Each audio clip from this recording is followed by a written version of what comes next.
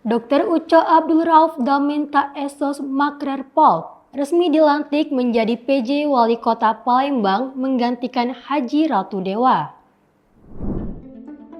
Di awal masa jabatannya, Dr. Uco Abdul Rauf akan memprioritaskan 4 program unggulan pemerintah Kota Palembang, yakni menekan angka inflasi, stunting, kemiskinan, dan memperhatikan tingkat perkotaan.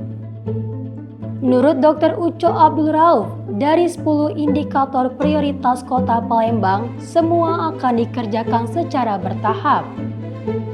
Kendati itu, Dr. Uco Abdul Rauf menyebutkan bahwa ia adalah orang Batak yang lahir di Solo.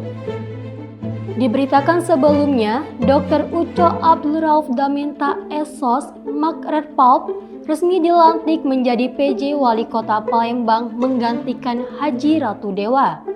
Dalam hal ini, PJ Gubernur Sumsel Haji Agus Fatoni melantik Dr. Uco Abdul Rauf di Gria Agung pada Rabu 19 Juni 2024. PJ Gubernur Sumsel Haji Agus Fatoni menyampaikan pesan kepada Dr. Uco Abdul Rauf yang baru menjabat sebagai PJ Wali Kota Palembang.